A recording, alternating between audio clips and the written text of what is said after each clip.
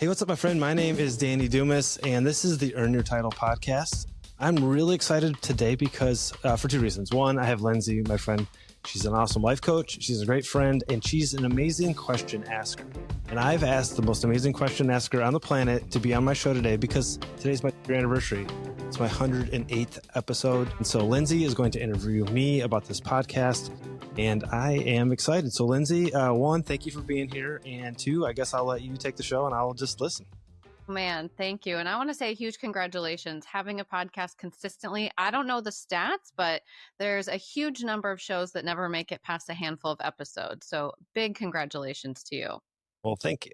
Yeah. I know you talk about a few certain topics, but I'd love to know right off the bat, what is one of your favorite things you have discussed, whether solo show or with an interview guest, that really stands out to you that you've talked about on your show?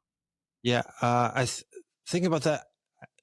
How to better communicate and have a better relationship with my wife, I think has been the biggest payoff. I looked at my number one show is actually with my dad, who's a marriage counselor. So he holds the top rank. But the next one is an episode I did about talking to your wife about how she needs to feel loved. And then there was actually a two-part. And then the second part was to send this to your wife and to tell her how she should talk to you so you feel loved, because like men feel love when we feel respected, and women feel loved when, we do the obvious love things, but men don't feel that way. So getting to that understanding has really paid off on a personal level. Like, I think my relationship today is better than it was 2 years ago because I had to figure out, you ladies are different creatures. Yeah. And yeah. we had to put some work in to make that happen. And that's been very beneficial to me. Yeah, that's amazing. I think that happens too with any kind of relationship with anyone in your life. Each person evolves as they go, right? And if you're not really communicating about it, and how are you different now? And how do you want to be loved? And how can I pay the right attention and make you feel valuable and respected? Are there any, I'm just so curious since you brought it up, sort of tips from that episode that stand out that you want to sort of reshare here that were impactful for you? Yeah, I think one is that women in our life, they usually will have they'll have a need to whatever their love language is to experience that love language on a consistent basis. Where like I might say, Andrea, I love you. I did it this week. Yeah, I'm good. I checked the box that I spoke out loud. But it's a lot like taking a shower. You wouldn't take a shower once a week, right? It's something that you continually do. And I have to remind myself that. And she's really good at that. Like, she'll send me daily text messages, I love you. And I'm like, that's what she needs. I need to do that. I can't say, and I think sometimes guys want to like go down the checklist. Have I spent quality time? Yes. Did I say I love you? Yes. Have I provided food, clothing, and water? Yeah. Check these boxes. And then they say, well, now I'm done. I'm going to go golfing. I think what I realize is it's a daily practice. And that's what leads to success, is just doing something consistently, because that's what they need. And in reality, that's what I need. I think I'm okay with just once a month, some affirmation that I'm doing okay. But I think all humans need that consistently and daily. Well, you said the word that's so annoying yet so true, consistency. I talk with my clients a lot about consistent action, but also intentional action. And this is the same. It's both intentional and consistent, which is, I think, the hardest thing for humans to do, is to be very intentional all the time about honestly anything in our life, but especially relationships. For sure. Yeah. I think the way I think about it, I have to control the controllables. And this is another thing that's hard in relationships, just not just with your spouse, but sometimes I want to change my kids. I really want them to be whatever, name the thing, more consistent, not have to be told 100 times. But I can't do that. I really can't ever change anybody, but I can change myself. And that's been a challenge to realize that, hey, I want something. Like, if you could like design your perfect kid and like turn things up and turn things down, that would be cool, but that's not reality. I can share things, but if I want something different in my life, I have to change it. Or if I can't change it, then I shouldn't worry about it. So that's been interesting. I'm just thinking about if you could like turn the knobs on, molding a child or even a human being. And the thing that comes to mind is, I'm like, we probably wouldn't like the end product that we created anyway. We'd be like, darn, I should have done this a little differently, or why did I do it that way? So letting go of that idea that you can create a person ultimately, but you can control yourself. Yeah, that's I think you're right. I don't think you would enjoy because what makes my kid and my wife and my life unique to me and enjoyable is sometimes the things that I would have changed, but then that would probably make everybody me. And that would be a boring place. Because more than likely I want, like, why don't you think the way I do? Why don't you speak the way I do? Life would be easier if we could communicate like I do. And that would be pretty boring. Yeah. I want to say one other thing on this topic before we, talk about more questions, which will be fun because we could stay here on this topic forever. But your kids are how old now? Remind me. I've got 7, 14, and 16. The 16-year-old's about to be 17 in a couple weeks. Yeah, so you're entering the place where your kids are getting old enough to leave, right? They're getting there, which is probably like exciting and scary to you. But I work on this a lot with my clients, which is, are you preparing with your spouse, your partner, for your kids to leave? Because if you wait to work on that relationship between the two of you, you end up like a lot of people where the kids leave and you look at each other and you say, who are you and what are we doing?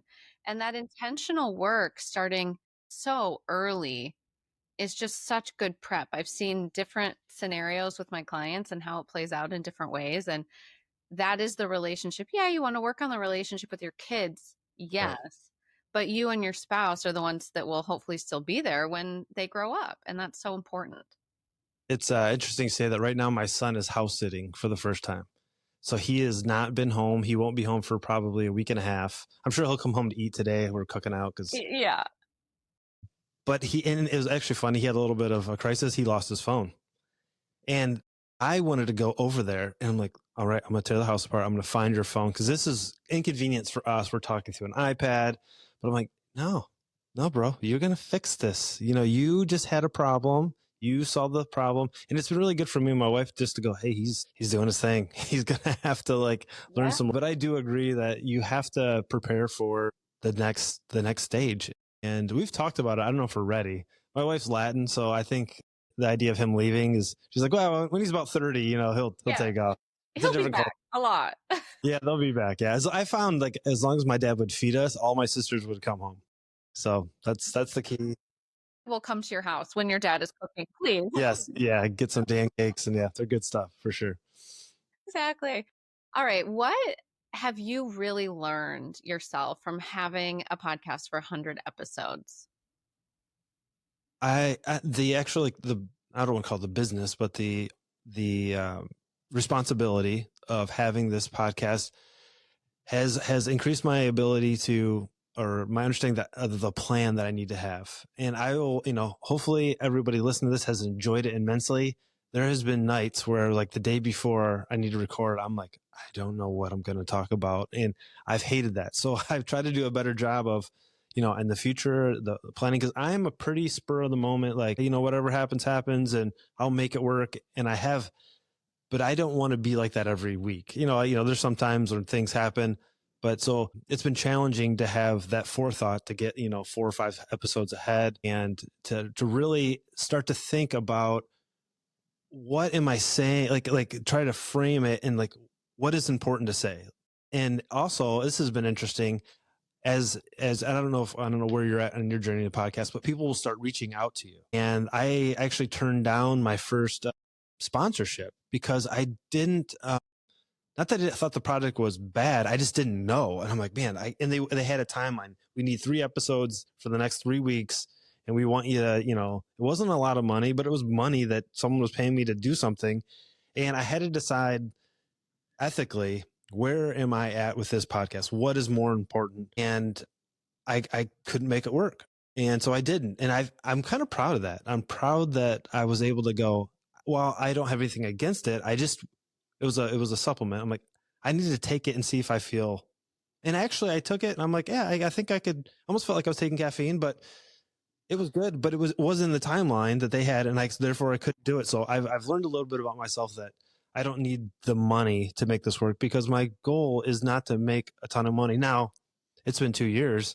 I think it would be kind of cool. If, I don't know, if Land Cruiser would like to give me a new car, that would be cool. A Toyota, I'll talk about it. Let me know how that works because I want in on that. Talk about it every single day of the week. I don't know if there's some supplement company that wants to give me some free supplies, AG1, I'm all in, whatever. But so I've had to learn a little bit about my motivations for this, my ability to prep and prepare and actually have a system together. and I'm still working on it. And then it's been exciting because I get to think about what's next and like what's the future. And my right now the future is what I'm doing plus, and I think I'm growing there, and that's exciting for me. Yeah, I remember our conversations before you started this podcast and how you have goals and dreams outside of, when you're done with your firefighting job and what you want to do and where your skills align and how to help more people, which I think you're extremely talented at. I don't know if you want to talk about the future projects you have or what you want to be working on, but I'm so curious how along that timeline you are, or on that progression of like developing programs and you're using your skills for the future, where you're at now. Yeah, no, I'd love to share that. So there's some things I'm going to do, and there's some things I think I'm going to do. Yes. Those is I've been inconsistent. Like I consistently post on YouTube the audio version of this podcast, but I'm going to commit after this episode, with this episode, that I'm going to have a video podcast on YouTube when it's appropriate. Sometimes the technical issues, like the guest, I did one where someone was just in the dark. I was like, I can barely see you. So like, I want to have a good quality, but I'm committing to do that video podcasting. I'm also going to increase my amount of social media interaction. I think that's been helpful. And then I've this is like the secret that I'm releasing. I've come up with a framework that I don't know what it's going to be though. It could be a course. It could be a book. It could be something that I share. Maybe it's a keynote presentation, but there's 5 things that as I look back over the 2 years of that I've put together, that this is what I'm going to talk about. And the first 3 things are that I think every man should control your controllables and excel at them. And there's 3 areas. I think we need to do our health, and inside of health is fitness and eating for the most part. I think we need to do building relationships. It's something I can control. I can actively go out and be a good husband. I can actively go out and be a good friend. I think in the world of men, we are isolated way more than we need to. I worked yesterday at a different station than I normally work at. And I think one of the powers of being a fireman is that we have manly relationships with guys that are like-minded and encouraging for the most part. Like we obviously make fun of each other in a good way. So building relationships, I think, is something we can control. And then financial. I thankfully have guys that are in all different journeys on their financial path, and the ones that are debt-free, they seem to be doing a lot better. So like, I think we control that. And mindset being the third one. So control your mindset, control your health, and control your finances. The fourth one is building those relationships, which we can't always control, but on your side you can. And the fifth one is doing things and planning things that are going to stretch you and that you're afraid of. And I think if we could get guys to, excel with the controllables, build relationships, and then constantly push themselves or have something that will push themselves, I think you can be successful. And I think inside of that, all those things, you could probably only do one, like aggressively, make that your priority. Like right now, I'm trying to lose a little bit of weight. I went on a 3-week vacation and I'm trying to drop some pounds. And so I'm focusing on my health, and that's good. We're maybe financially I'm doing okay right now. And I don't think you need to give it up, but you have a focus, you run towards that, and it's good. On the challenging myself, me and my daughter are going to run a half marathon in October. So yesterday it was 85 degrees. I went for a run, and that was tough. And I didn't want to do it, but I did. So that's kind of, I want to take that framework and turn it into something. What that is, coaching, a book, more YouTube videos that are not the podcast, but maybe showing what I'm currently doing. That's kind of hopefully my next direction. It's all of those things. It's a book, it's a course, it's a group, it's all of them, right? Because the framework can be expanded in so many ways. Can we take a little side conversation here about the pushing things? How did you say it? Not going out of your comfort zone, but challenging yourself. So ultimately, this is how Danny and I met, because we met at Tough Mudder. And I still credit, obstacle racing and especially 24-hour, the world's toughest mudder, as what redefined a period of my life, because it was so out of my norm when I started. It was so outrageous to think I could do a 24-hour event. And now that my knees are shot from said events for 20 years, I miss that challenging something, and it is really affecting my life in a negative way. Not having, for me, it typically needs to be a physical challenge because I get that physical satisfaction and release of working hard. I feel it in my body, obviously. And so not being able to do that, but the mindset that comes from finding a challenge, and it doesn't have to be physical, but Right. I think it often is very rewarding when it is. For sure. I just really miss it. And so many people that I meet, they're just missing that piece. Might, their finances might be great, their health is pretty good, but they're not working towards anything hard. And I Right. really do think you need something hard because we have a really cushy life. Like our lives are cushy. We don't have to work hard at anything if we don't want to. Right. And that's the missing piece that I think so many people are missing. What do you think? Like, say right now, physically, you're not going to do it. If a guy is maybe in that spot, what do you think is a way to push yourself? That's like obviously physically. I think as a guy, it's easy to go because I look back in high school, man. That one basketball practice that we ran for 2 hours, that was hard. When I got done, I felt good, and then we won the next game. Like I can, it's tangible. What's something else that maybe is not physical that maybe you think you should try or you're thinking about trying? For me personally, Hmm? yeah. So I'm doing a couple of things and it just doesn't feel as rewarding. I'm having a hard time sticking to it, but I'm actually starting 100-day challenge for myself of writing. Essentially, I want to write my book in 100 days by doing something every day in a way. So it could be an audio recording of something. I could write it. I could draw it. I could do, but something every day. And this seems to be a challenge because I have not started it yet. So we're working on starting that. All And right. the challenges for me become, can I do it consistently? Right. And that's the biggest thing. I'm also, same as you, working on a little bit of weight loss, which is important for my health also and my knees. And that is something that I am getting some reward from because I am finally, and not just the scale reward, but I am really reflecting on my actions daily. I'm trying to be very intentional, which I normally like start and then stray off path and come back to it. But I'm really focusing. And I would say these two things are my current challenges. That's cool. I'm with you on that there is some reward in the consistency. Like when I do something like I don't know, like yesterday we had pizza at work, and I'm trying to lose some weight, so I got up my macro counter. I'm like, what's 3 slices? I'm not having a fourth one. Like and that is powerful. Like it's a small thing, but I'm looking into the future, and I think a lot of guys are missing that. And I do think like I was a counselor at my kids' camp last week, and I was outside and I was walking down the steps and it was slightly cool. Like I wasn't cold. I wasn't shivering. It was like 65 degrees.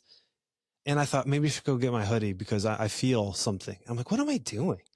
Like, why have I become that guy? I need to like have like articles of clothing for every 5 degree shift that the weather is. Right. And I don't think we were supposed to be that. Like I don't want to say I'm tough, but I should be tough. And so I think our guys should be tough. Like it's just the weather, whatever. And it is easy to slip into like, let's make life perfect. Like let's just, oh, it's 85 degrees. I don't want to go for a run.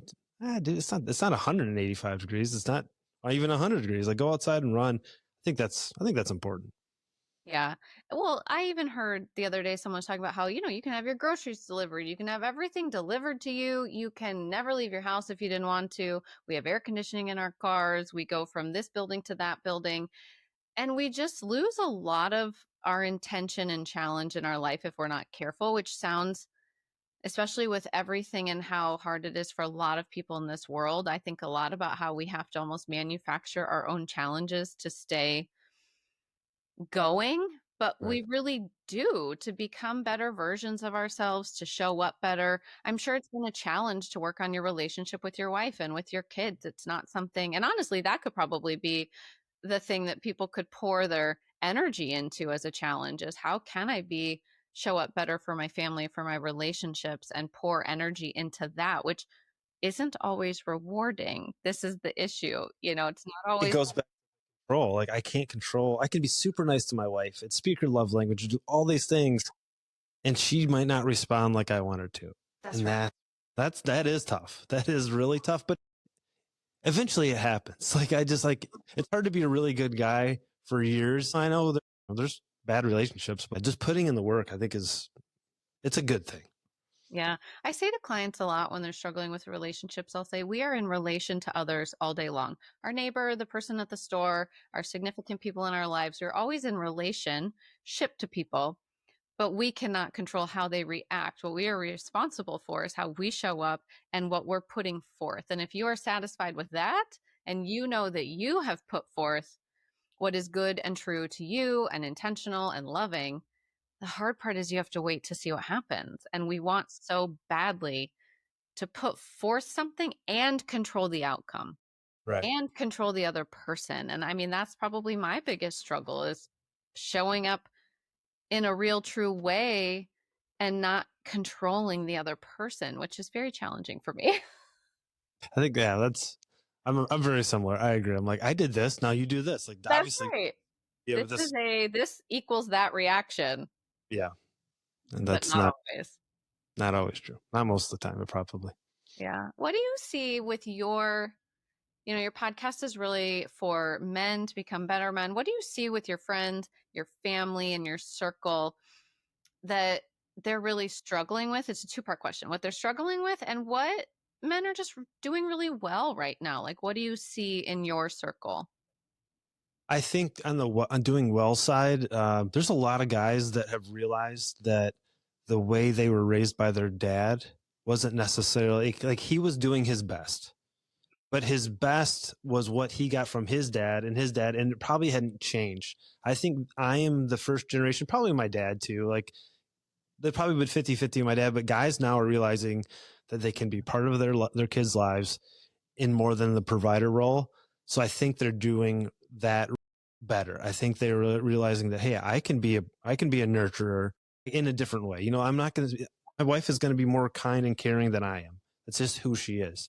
But I can be kind and caring. I don't have to be harsh all the time. So I think guys are realizing that one, that their dad might not have done it the best, and they don't have to do that, and they're doing it different. But what I think what they struggle with is the isolation of being by yourself and not having the ability to see somebody else doing what they want to do. Like you've met my dad. My dad is a good dad. He's not perfect, but if I'm a good dad, it's because he was, and I got to see that. And a lot of guys don't have that.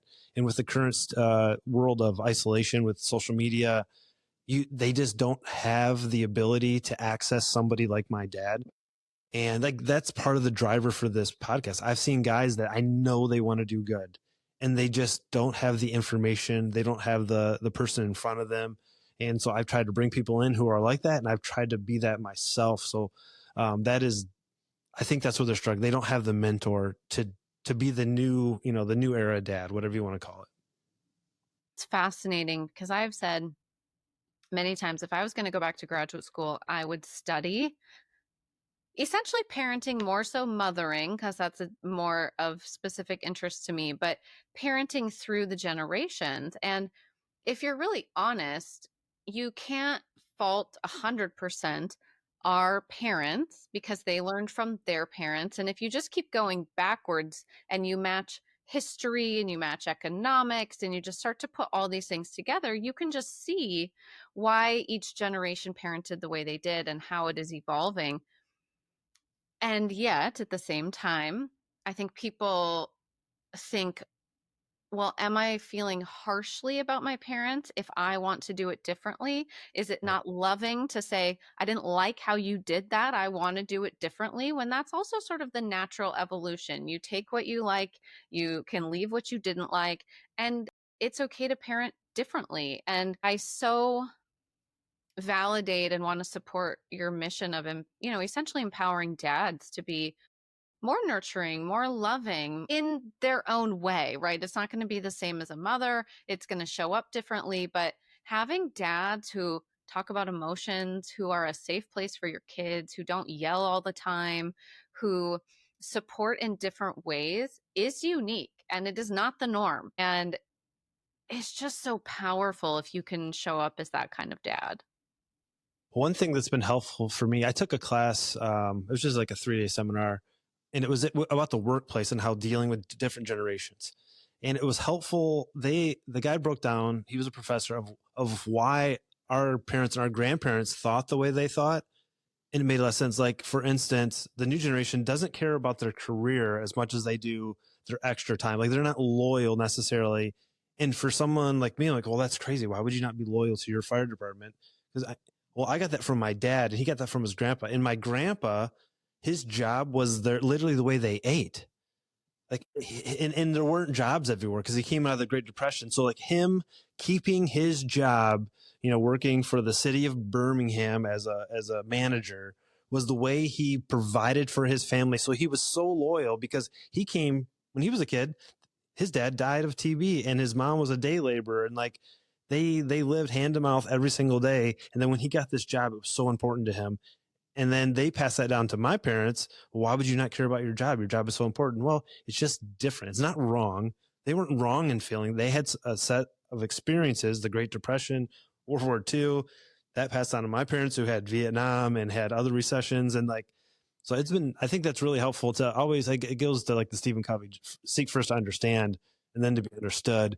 And maybe your parents weren't terrible. Maybe they were just doing their best, and their best was just based on a whole different world that doesn't exist anymore or is slightly different. I think that was really helpful to me to figure that part out. How have you personally evolved as a person in the last couple of years since starting your podcast? I think I'm more intentional with what I say, and make sure that I'm believing what I say. Because I found it's interesting. Like, there may be something that I believe in, like this will say, like in the fitness realm, like, you should always do this. And then I read something else. I'm like, that makes a lot of sense too. But that kind of contradicts what I've learned. So I guess I've learned to be careful what I'm saying, because I now have a platform. I looked it up. I'm almost at 34,000 downloads. That's like, if I think of myself standing in front of a like arena with 34,000 people, Yes. that would freak me out. Yeah. So I realize I have to be careful what I'm saying and make sure I'm accurate. So I think intentionality is something that has changed me, that I want to make sure that I'm right. I remember I did a whole episode talking about creatine, Mm-hmm. and I kept saying milligrams instead of grams, or vice versa, whatever. I kept saying grams instead of milligrams, because at work we use one or the other, and that's 1,000 times wrong. So I went back, and actually it's kind of scary. Through AI, I used my voice to change it in the script, which was really weird. Did it work? Oh yeah, yeah. Like I could tell, but it would basically just, when I said milligrams, it would say grams. In my voice through AI, it was a little crazy. So that's something that I've changed. I need to make sure the data is good, because at work, we talk about all kinds of stuff. Sometimes guys pick topics they don't even believe in, but they just want to like argue. I shouldn't do that here. I need to have as much good data as I can. And then I also need to realize that what I believe right now, I might not believe in the future, whatever that is, or because it just affects me different now that I'm older. I can't do something that I did when I was younger. And so I think that's one way I've been changed. That's so wonderful. I had for a while, I called it, well, how did I call it? Everything that's happened to me since I've turned 40 that my clients told me would happen and I didn't believe them was sort of like the running joke for the longest time. You do learn as you go. And the most valuable thing, I think, is being able to say, oh my gosh, I definitely said this when I was 31 and now I'm 41 and it is not the same. That's fine. People love that. That honesty is so much better than clinging to this belief that I had years ago just to defend it. Just share how you've changed. I also thought of this earlier and I wanted to say this and ask you if you've had an episode where this has been true. There have been episodes on my podcast that I have pushed publish and thought, I'm not sure. Like, for me, it was really honest. Mm-hmm. And then I have thought to myself, how's that going to land? Almost every time it gets incredible reviews, or people are like, thank you for saying that honest thing. Here's my experience. My biggest example was when my dad died. I made an episode about grief. And I was pretty bold and I said, I'm not sorry that my dad died. People always say, I'm sorry. And I would say, I'm not, just because I like to say honest things. The podcast told the whole story, which is, it Right. sounds brutal when I just say it that way. So many people, and I was very nervous about putting it out. I think it's my most downloaded, most listened, most responded to episode. Do you have one that you were real nervous about, but turned out to be really, people responded to it? I don't know if there's been one that I was nervous about, but there's definitely been ones where like something that I said, I've had people that I know come up to me and go, you know, that was powerful. That spoke to me. I've had some guys that were listening that were like, you know, addicted to drugs and I was vulnerable about like maybe some of like the stress I had at work and the feelings of anxiety and you know just I don't think I have PTSD, but I definitely have stress, you know, and that has affected me physically. And there's been some podcasts where I've gotten emotional about, you know, things that I was trying to use stress as an example and it kind of hit me in the middle of, it's like, and that still affects me. And I've gotten really good feedback on that. Like, cause it's real. You can't fake the emotion of, you know, I've seen dead babies, you know, like that comes out. And while that is uncomfortable and I didn't necessarily want to be vulnerable and feel like having emotions come out like that, I think that's really important because you know, I'm not a robot and I, you know, have feelings and I'm sure it was hard to say what you were feeling about your dad. Like that's like, you don't want people to think Lindsay's a terrible person. She's, you know, she didn't, you know, she's not sorry that her dad died, but that's your feeling. And then I'm sure you explain why. Yeah. So I think those have been like the powerful ones where I'm talking about something it's important to me and it's sad and there's some emotion and that's real. And I'm thankful that I kind of pushed back past the worry and just did it, which it's time.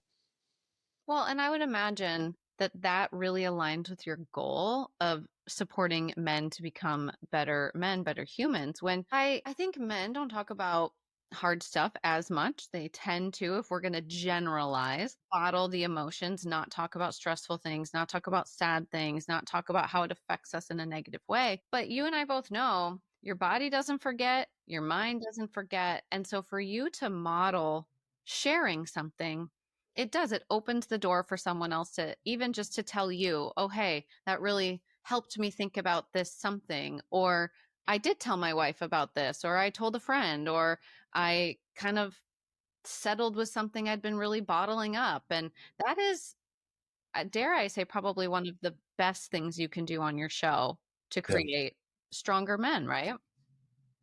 for sure. Yeah, I agree that the authenticity is important. Although I will say I have had one show I didn't post. The only one that I recorded two and didn't post it. And it was the guest always asked not to.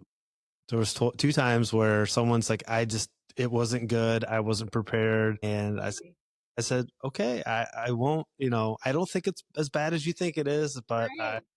I will not post. So that's been my only two times. One was going to be someone's launching a podcast. So this was me like promoting them and they never did. So I guess that wasn't on them, but I was like, I will post when you're ready. I will send this out into the world and point them all your direction. And the other one was someone they got done with the product. I sent it to them beforehand. They're like, please, please, please do not air this. And I didn't because they didn't think it was good. So interesting. That's never happened to me where a guest didn't want it published. Yeah. I think it was, they weren't loving, like they weren't the person that was like, they were not like me and you that are okay with talking to cameras. So there was a lot of nervousness there.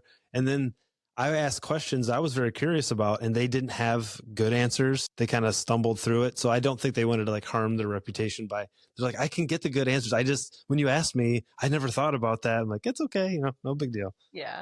That was interesting. Do you have any dream guests or people you really want on your show? So my favorite podcaster, his name is Brett McKay. He runs the Art of Manliness podcast. He always interviews people that write books. That is his thing. I would really like him on here. I mean, there's some big names like you know, I think I'd like Jocko. I mean, that would be cool. I've read like I think of the books. James Clear, who wrote Atomic Habits, that book has really affected my life. So I think when I'm thinking about cool people, cool that be like you did, what you wrote has really affected me. Jocko, the Extreme Ownership. I teach that at the Fire Academy. Like, what is your take on that? So some of the bigger names I think would be cool. There's a dude, Peter McKinnon. He's a YouTuber, a creative person. I think it'd be really cool to talk to him about the creative process, and because I've watched him grow. He was like, I think I started watching him at like 800,000. I think he's probably in like 7 millions now. So I think it would be cool to see that. So there's a few guys out there I'd like to talk to. What other topics do you think you want to talk about on your show that maybe you haven't talked about yet? I kind of see it as like as I progress, and I my next my next interview won't probably be just before, just after you, is someone who's like helps people get into college, kids get into college. That's as my life progressed, I kind of see like, oh, now I want to talk about like advanced care for my parents. So that's usually where my mind goes, like, where am I going into the future? One thing that I'm interested in is, and this might be a completely separate podcast, is helping young men, not married, no kids, launch. Like, because I think my son he's going to be 17. This is his senior year. What could I do in a 6-month period or 12-month period to help him, like, send him to the moon, so he's not, skidding on the ground? That kind of excites me a little bit, and I don't know what that looks like. Maybe it's another podcast where I'm just helping young men, because that's a different frame of life. Like thinking about, who are you going to marry? What job are you going to get? When I started this one, I was looking, like, my avatar, the person that I wanted to talk to, was 10 years younger than me. So I'm 45, they're 35, probably 25 to 35. They're married, a kid or two. They're, maybe not just starting their career, but trying to move up in their career. I am, as my son gets older, my daughter, she's going to be just a couple years away. That excites me too, of thinking, what could I share with them that I wish I would have known? Like, don't get $100,000 in student debt for a degree that doesn't do anything. Like, don't, if your girlfriend cheats on you, dump her, because you don't have to go for that one. Like some things that I think are really important that could help. That's kind of what I've been thinking about that I really haven't talked about before. I think that is outstanding. When I started my business, I had a goal of doing programs for people in their 20s for many of the similar reasons. And I never quite figured out how I wanted to do it. But what a cool idea, whether it's a separate podcast or just a lot of episodes on this show, because it's a resource. People can listen, young men can listen, they can do with the information what they want. But I don't think that information is really out there as much. Yeah. From, shall I say, the elders as we are. Yeah. The older, the wiser is probably a better word. Yeah. Experience. Also, I don't know. Do you find this with aging? Because I turned 40. Am I 41? I think I'm 41. Yeah, I'm 41. It's very different. Like, aging is so cool. The things you can learn, the things you have learned, the way you think about things are so different, even in 5 years, 10 years. And so there's a reason we used to really learn from elders, from those in our lives. And I think that has gone away a lot with social media. People can, myself included, tunnel vision what you see, tunnel vision what you're looking at, when we can learn so much. And I'm blessed to have a lot of clients. They're all older than me, and I just learn from them. And I said to one the other day, isn't it cool that we both think so differently than we did even 10 years ago? And to have those discussions, that's an exciting project. Yeah. And I like the idea about being around younger people, because they're still excited. Like, I really like the Fire Academy, because these dudes they're excited. Like, like something that might be boring, like pulling hose off the truck, getting it into a burning building. We've done that. I do that. It's not hard anymore. It's the first time these guys have done it. They're excited when it works and everything's good. They're excited. I'm like, I remember that was cool. Like they're pumped up about stuff that I've just, whatever. So it is cool to be around that younger group. And I think that might be something that helps me, because one thing I've learned is I can talk about the same things over and over on this podcast because they're important. But it is cool to come up with a topic that I've never talked about. Like, that is like, oh yeah, this is like the college thing. I have never talked to anybody about how to get your kid into college. So I'm excited about that. So the newness, I think, is important to continually grow. So I am excited about that. That's awesome. Okay, I have a couple sort of final questions, and knowing myself, I should start them now. Is there a question that I haven't asked you that you want to talk about? Well, considering that you're the best question asker I know, I was able to talk about my framework and what I've done, the future of the podcast. So I think those were all good questions, Lindsay. All right. Well, my final question then is, and I like to use this with clients, share with us 3 to 5 things that you're just really proud of yourself for. Just on life in general? Yeah. So Okay. open-ended.